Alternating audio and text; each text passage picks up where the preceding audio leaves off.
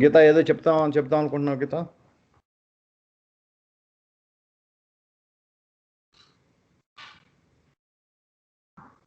Gita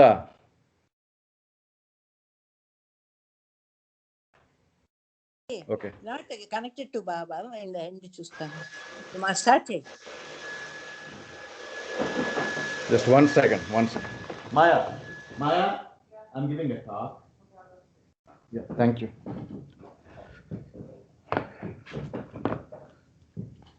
Jai Baba Gautam. Jai Baba Chanana. Jai Baba. Start chestara? Start chestna. I'm about to start. Okay. So I'm going to share my screen. Okay.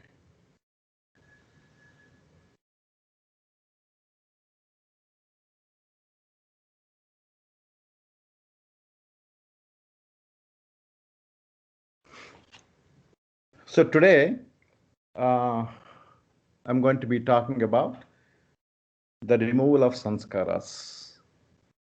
This is the part 1, the cessation, the wearing out, and the unwinding of sanskaras. This is on the page 40, 7th edition. I think last time I discussed about formation of sanskaras, and now I'm taking up the removal of sanskaras. There are 3 parts in the discourses. I'll take one by one, and I will discuss. See, sanskaras appear to be, what is the sanskaras? I have nothing to do with this. You might get a feeling like that. But the manifestation of the sanskaras is nothing but the tendencies we have. Our mind, the mind itself is sanskaras. Mind as it is, there is no mind. It is like a whole combination of sanskaras together forms the mind. So if I say, you have sanskaras, you might say, I don't know whether I have sanskaras or not. But if I say, do you have mind? And everybody says, yes, I have mind. So we are only talking about the mind here. So before I go to the actual topic, I will briefly give you a summary of the sanskaras that I have discussed in the past. The formation of sanskaras. So how is a sanskara formed in us? Any action we do, an experience is formed. Any action.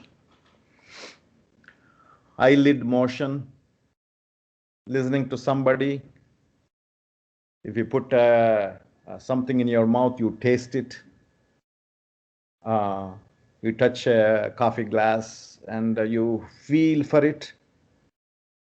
And make a garden. Sending a rocket to the Mars. It can be anything, any action. We're only involved in the action. And also in the last time I had already discussed, we cannot be without doing any action. We always do action. So when an action is done, we experience. We form an experience. This experience forms an impression. If I don't know how to do the 2 table when I was a child, so I don't know how to say that. But our parents or our teachers make us say 2 table. 1 times 1 is 2, 1 times 1 is 1, 1 times 2 is 2, like that. And then they make us by heart it. And then we learn and they make us say without looking at it. We say the 2 table. Now we know the 2 table. That was an experience. And then they give different math problems. I have two chocolates and you have two chocolates. How many totals altogether you have? So we should be able to use the two table and tell the answer. See, that is how we use different kinds of experiences that we had faced, and our mind comes up with conclusions and stores in our mental frame. So every experience we do, we form an impression, a footprint of that experience, and this is stored in the mind. So what happens to that impression when it is stored? The nature of our system is it has to spill out that experience. So when does it spill? That is the point, right? So when the appropriate situation comes, so we have learned two table, and when the situation comes, we use the two table. We learn how to do cycling. When we all thought, okay, let's go for a ride, let's do some exercise, biking. Then that experience of learning the biking comes. Like that. When we go to the office, we learn how to drive. So we get into the car and so when the appropriate situation comes, these impressions pops up as desire. I know how to do it. That is a desire. I want to drive my car. What is the purpose of driving the car? To go to work, transportation. So that is how, when the situation comes, our impressions, we have many impressions, they come up and we spend them.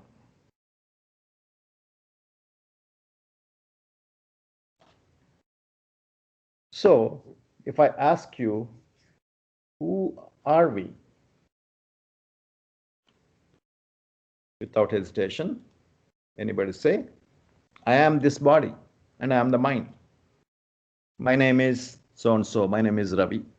I'm working as a physicist in Peoria. All these things. But basically, I'm this body, I'm the mind. We operate on these two facts.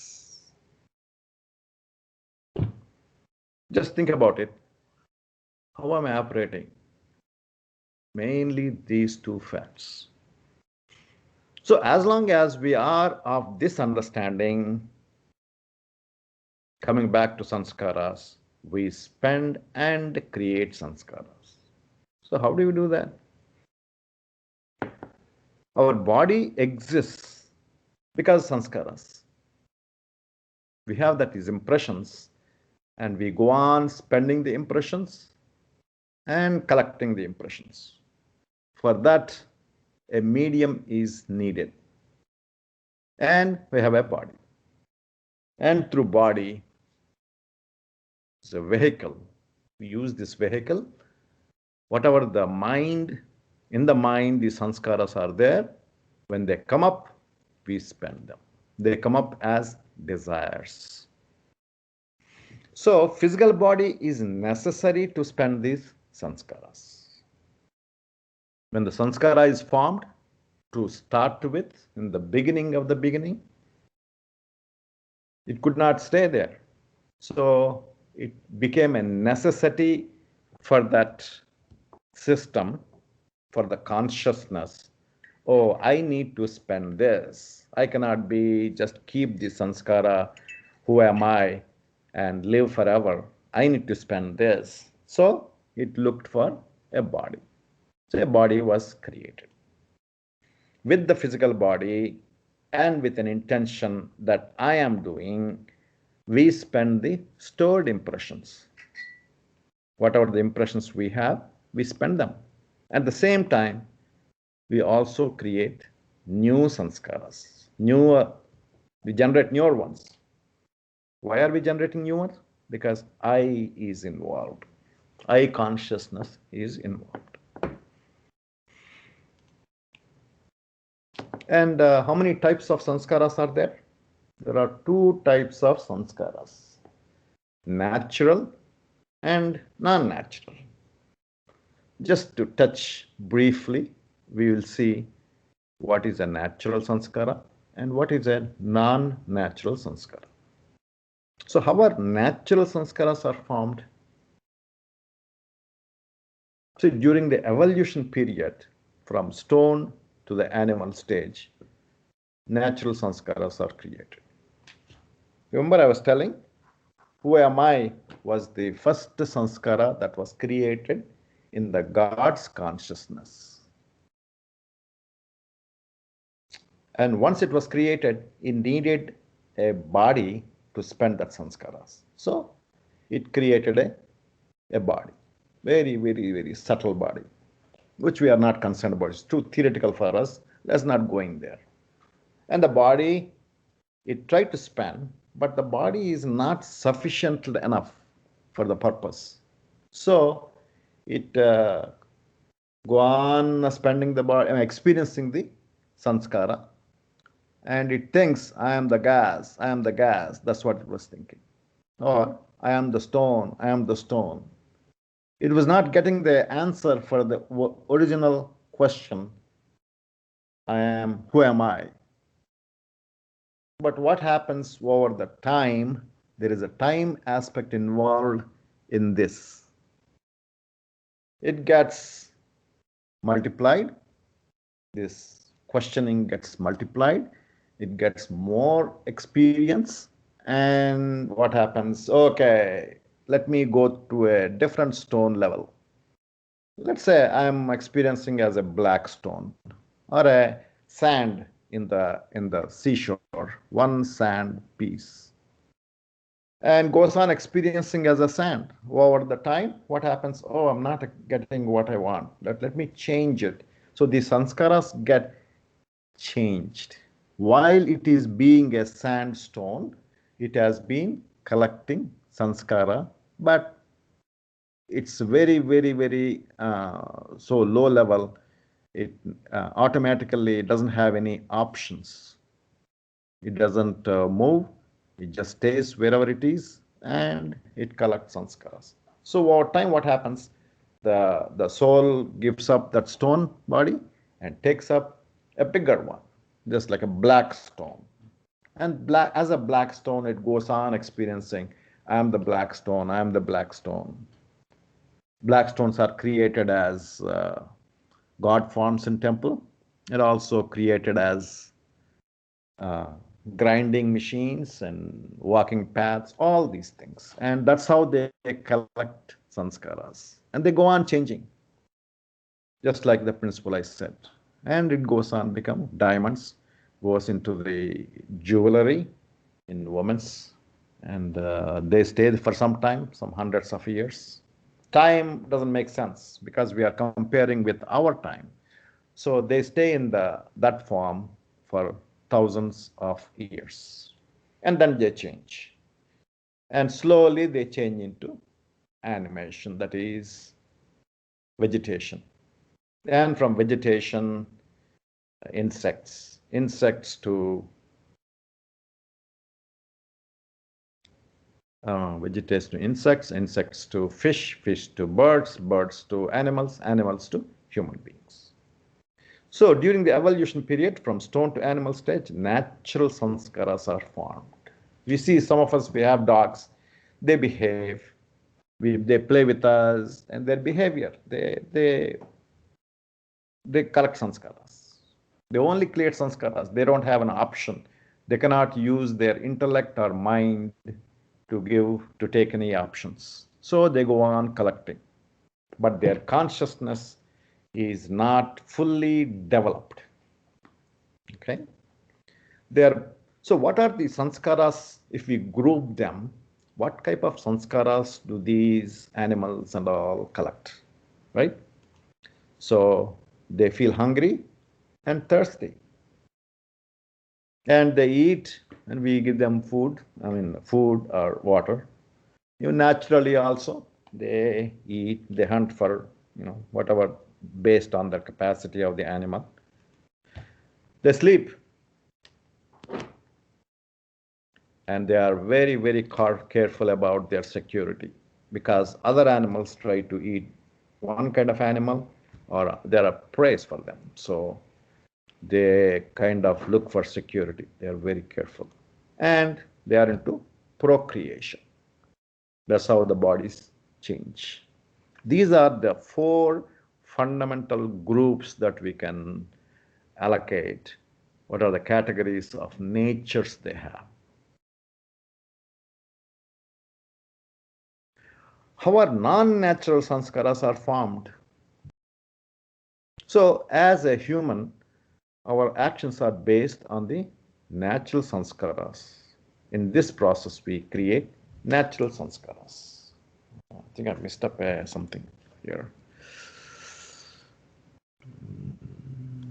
Okay, I'll just. How are the non-natural sanskaras are formed? So from animal, once the animal fully experienced all the sanskaras, it evolves into human being. The first human being has all the sanskaras of animal. And now we have mind. We choose, right?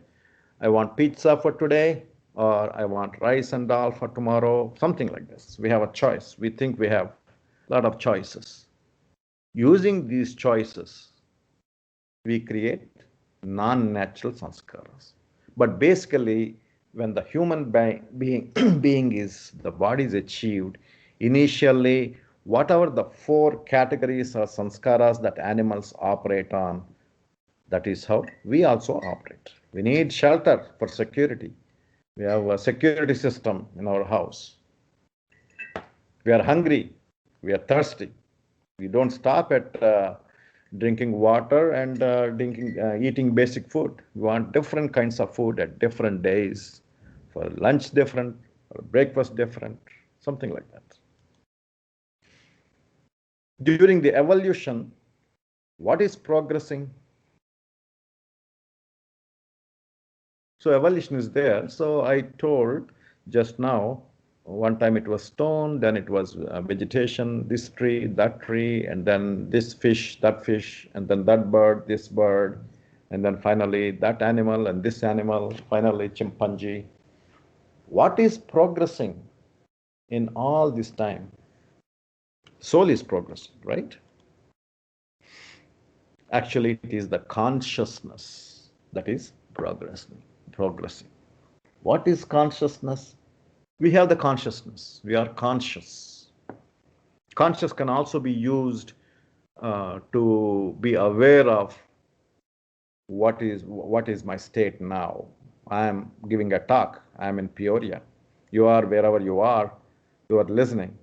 That is the state of consciousness. Consciousness carries gross body, energy body, that is subtle body, and mental body. Gross body is, we have this gross body, physical body. You got all these parts inside our body. They're all arranged, packed properly. And we have energy. What happens to the dead body? All the energy, subtle body is gone, mental body is gone. So the dead body has just a gross body, deteriorates.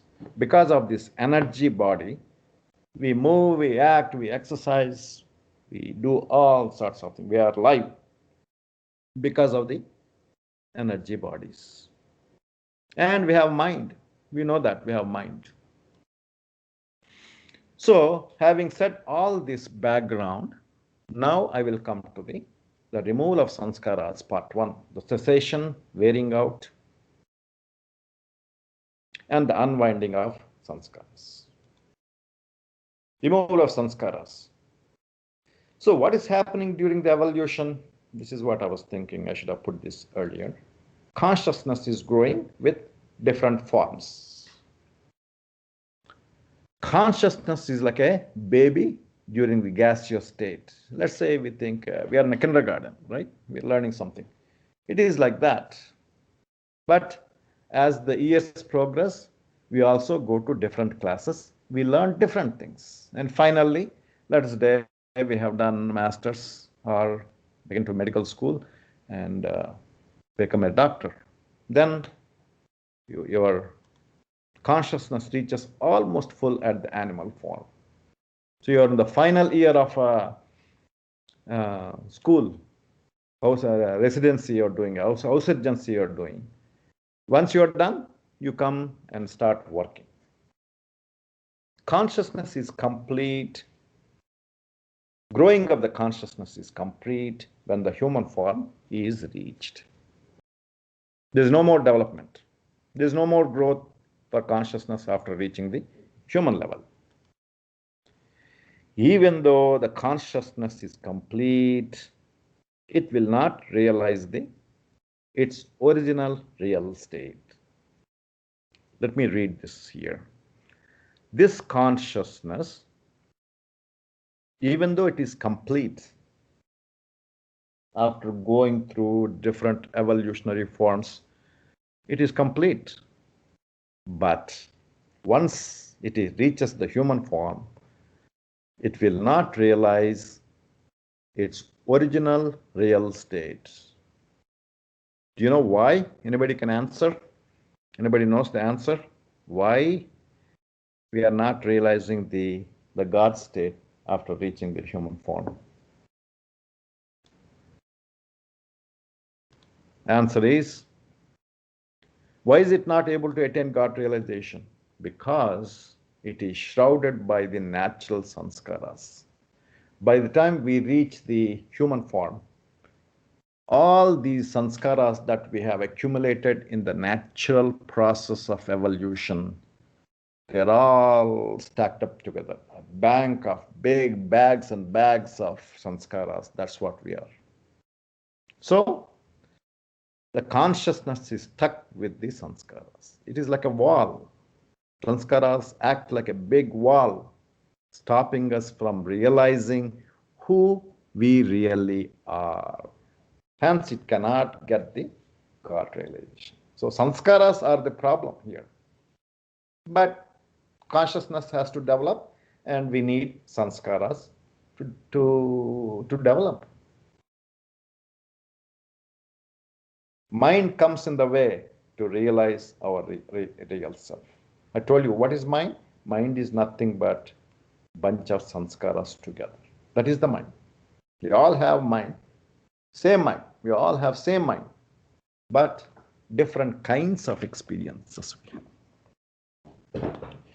In order to realize your real self, who you really are, sanskaras need to be dropped. Not only that, we need sanskaras to evolve to higher states, to reach just before God realization. We need to be prepared for that. So we need sanskaras. So we need to learn. While learning all these discourses, all the spiritual values, we are using sanskaras. We are using intellect. I want to know complete knowledge. So we are collecting all the sanskaras. But once we finally reached, we are about to get God realization, that is where we need an expert to remove all of them. That's why we have to pray to God. Why do we have to pray to God? Not only that, but that is what we are. What is happening, why we are praying to God is, we think I am the mind. We think I am the body. That is a false thing. Because we have mind, we are thinking I am the body, I am the mind. That is a false thing. But in reality, we are the state of God. That is why we have to pray, so that we can get out of this falsehood. So coming back to how to remove the sanskaras, right? First of all, we need some sanskaras to evolve to higher states, but we collect a lot of garbage. We think, therefore, we collect sanskaras. And 99%, maybe 95% of the time, we use our mind for our entertainment, for not so useful stuff, because there's entertainment. We watch cricket, we watch movies, we eat different kinds of food, we enjoy, we drink, we talk nonsense, we think they are entertainment. Somebody jokes, we all laugh. All these things we think is more important than the spiritual knowledge. But that is what we need. That is where we progress. Because the happiness what we get out of these jokes or watching movie or eating is nothing that does not exist. The happiness by following the spirituality, what we will gain is uncomparable. It's like an ocean. The blissful state that what we will get once we get our sanskaras are reduced is like an ocean. Whereas we are going for not even droplet is 100th part of the drop. We are looking for droplet enjoyments in this world. So how do we get rid of the sanskaras? Number one, these are the ways. Cessation of creating new sanskaras. To stop the new sanskaras. Ending the creating new sanskaras. Wearing out of old sanskaras. If you do not act on your mind prompts, the impressions are wear out. Suppose I have this, let's say, some sanskara, strongly making my mind go very fast, talk too fast or do everything fast, I have this tendency. But whereas by struggle, my mind says, do this fast. But whereas if we educate our mind and go slowly in natural speed, that is kind of what happens to my speed tendency after some time? It wears out. So one thing we have to realize, mind is a very good servant. It is trainable, but it is a bad master, very bad master. So we have to use the intellect to train the mind. If you train the mind and give sufficient time, you can make your mind anything what you want to be. You can be an Olympic player. You can go to Mars. But you have to train and you have to take appropriate actions. Not now, maybe right from the unwinding of past sanskaras, mentally reversing the process.